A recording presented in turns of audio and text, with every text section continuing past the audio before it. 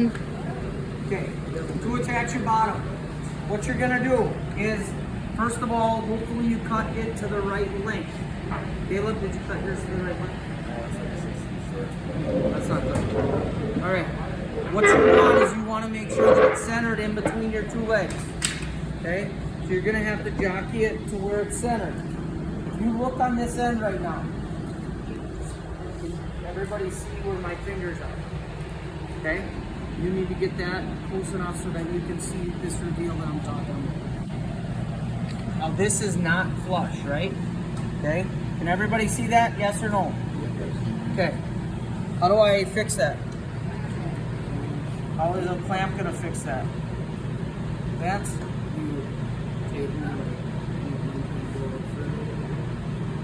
kind of, but we're gonna do opposite. The people that have already seen me kind of demonstrate this, you've already seen this, but this is showing that this should be square. This is out of square currently. You need to bring it back to being square. Watch when I do this. You have to kind of think about, okay, what's gonna happen? When I squeeze these two legs together, it's going to force this to go that way, and thus making it worse than what it currently is. So I was clamping on the wrong side.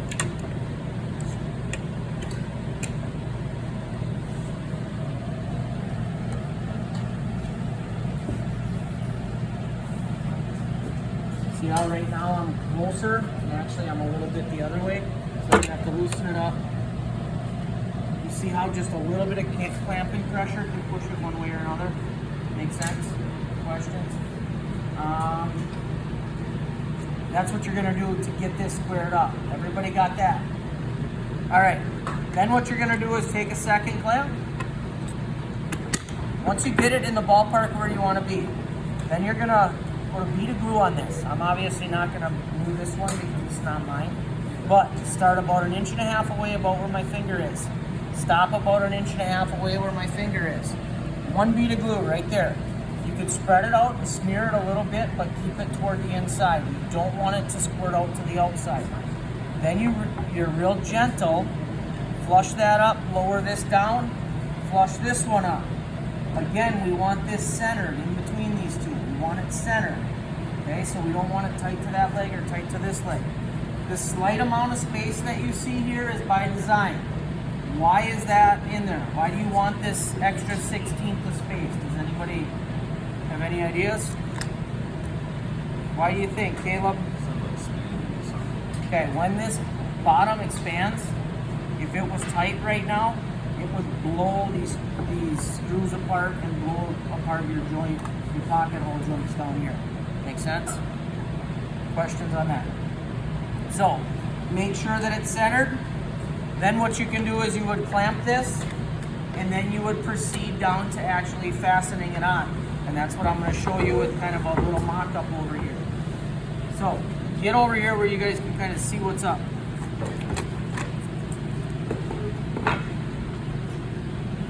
These are my make-believe stretchers, okay? I'm not going to actually attach his, but I'm going to show you in a nutshell how to use an air nailer and how to use this other little nail holder that fits into a drill. Okay. Whether you've ever used a nail gun or not, and whether you use different types of nail guns, like whatever, I'm just going to kind of cover some basics about it. This is what's called a brad nailer. Okay, this is a 2-inch brad nailer. It shoots these things, which are called brad nails, and they're 18 gauge brad nails. When you look at these, and your brand could vary, you know, obviously the brand of the gun could vary, but as far as kind of covering all bases, you're going to have 16 gauge finish nails and then 18 gauge brad nails. So 16 gauge, 18 gauge. How do I know which one's for the gun? The biggest thing is you look on this, and in this tag somewhere it's going to tell you fastener gauge, 18 gauge. It tells me right there it's 18 gauge. So then these would be the brad nails, the 18 gauge brads. These would be the 16 gauge finish nails. They look very similar, and try to show students that you can see they're the same length. At a glance, they look very similar. It's when they're on like edge and you're looking at them, you can see that difference in thickness. These are the thin ones. These are the thicker ones. You may or may not be able to see it from where you're at, but just kind of take my word for it that when you're grabbing them, you can kind of feel it. Questions about any of that? When you load them, there's always like a little brad nailers have this type of a mechanism, almost all of them, that it opens up some kind of a magazine or some kind of a little sleeve in here. So what you're doing is you're pushing the point to the bottom. You don't want to load them so that they're up toward the top, you want to load them to the bottom. So you push it there, then you just set them down and push forward until they're seated up into the end of the gun. What's going to happen is when I pull the trigger and depress the end, it's going to let a piston jam down in here. Okay.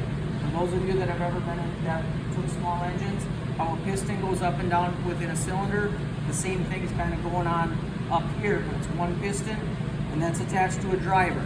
That driver is what actually drives the nail home, and it just shoots it straight out the end. Good on that front? Any questions? All right. When you plug it in, make sure that it's pointed in a safe direction, just in case something would happen that a nail would fire right off the bat. Again, normally you would put glue on. I'm not going to glue it just because I'm going through this demo, but you would put glue on, and then you're going to nail straight through. From this angle, so if you can see me from here, you can kind of see where I'm at, but for other people, you're going to take my word for it. I want to be in the center of my stretcher. So when I would nail this, I don't want to be way out here to the outside. I don't want to be way in here to the inside. I want to kind of estimate, obviously this is 3/4 thick, so I want to be in the middle of it when I shoot it. When I attach this piece, I want to go one here, then I would do the middle one, then I would do this one on this end, okay? 1, 2, 3. 3 fasteners on each end. Okay? I do one end, then I would move over to the other end. I don't start and do whatever. I focus on one end. Once this is fastened, 1, 2, 3 nails. Then I lift this up, bless you. Then I lift this up. I put a little bead of glue here. I let this back down. I center it. I clamp it to wherever it's got to be to fine tune this side. And then 1, 2, 3 on this side. Just like I did on that side. Does that make sense? Questions?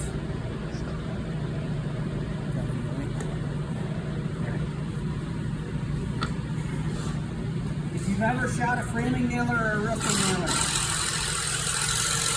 framing nailers and roofing nailers can bump fire, it's called. This would be bump firing. You hold it, hold my trigger, and I bump it. And it would bump, and it would actually shoot a nail. Finish nailers, brad nailers are not designed to do that. Some of them are set up to do that. Okay? It depends on the mechanism and the trigger that you can cut. So don't just take my word that like none of them will bump fire. Be cautious and cognizant that you're not gonna shoot yourself or somebody else. How this works, you saw me already pull the trigger. No nail comes out. I bump the end, no nail comes out. Grab the trigger and bump the end, no nail comes out. But if I depress the end and then I pull the trigger, I'm holding firm pressure with my right hand, just like that, okay? That is my one nail, okay? Notice how it was one sharp, just a sharp pull, okay? I didn't just kind of feather it and squeeze it, and I didn't wince away while I was doing it. You grab it, you hold it firmly, and you pull the trigger, one sharp tap. It's when you're like this and you're all kind of scared, that's when a lot of bad things can happen, okay? You've been running tools in here all year. on them like tools, not like toys. Got it? Again, depress the trigger. Depress the end and pull the trigger. And again, you want to be about 1.5 inches away from the ends, or the edges, the edges. So my first fastener would probably be about there, and then one in the middle, and then 1.5 inches from that end. Make sense? Questions? That's one method. Certain people, they like to use the nail gun. It's up to you if you want to use the nail gun or not. The other method is this. These are also brad nails, okay? They're also 1.5 inches long, but they go into this weird little holder. I was explaining to some other students that I can't find any more of these. I would buy a bunch more of these. I can't find them. They're kind of an old school thing that they hold a brad nail and they use it as a drill bit. Now I want everybody to crouch down. Everybody kind of get at this level. Why I have you get at this level is I want, like, from those people that are over here can see me at this angle. These people over here can see me at this angle. You over here can see me at this angle. From every angle that I'm looking, I should be approximately perpendicular. I'm not at this angle here. I'm not like this, okay? I'm going in perpendicular all the way across. Now, does that mean that I want you crouching down and doing it? Not necessarily. As an operator, I'm probably best off to be straight above it, because then I can kind of see. Now, when I get about this far, I stop and I lower down. Now I want to be at this level. Everybody see that airspace between this work surface and my bit? Everybody see that airspace? Keep that airspace. Once you're done and you're like roughly, say, within about 1/8 of an inch, then you can just take it up. Okay, pick it up. That nail is that long. That much of it drilled down into that piece. It used that pointy end spinning around as its drill bit. Okay? I like it. I like that style. Like I said, this is kind of my preferred method. Certain people, they're not going to want to do this. They're going to want to use a nail gun. I don't care. It's purely up to you. Then what you want to do is you want to tap. When you're driving in a nail, do it with purpose. Don't do it like, oh, I don't want to miss. I don't want to miss. I don't want to miss. How many hits is it going to take me to get in like this? A lot. A zillion. 1,000. Whatever. I also don't go like this and try to set it with one strike. I don't want to miss. The best way to not miss is put your thumb on the top of your handle. It helps to guide you. Okay, later on, yeah, you might just get good enough that you can pound it, grabbing it like a baseball bat. But for the time being, to start off with, put your thumb on the top. You're going to have better control.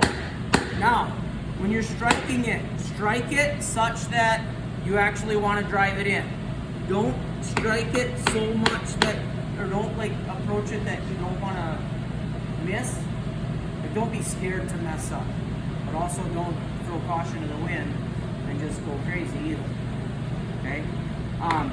Just when you're striking it, strike it till to try to set it. Everybody see this nail? And get a good look at that nail. I want you to look at the fact that it's still a little bit above this surface, right? Can everybody see that? I stop at that point. Why do I stop at that point? Go ahead.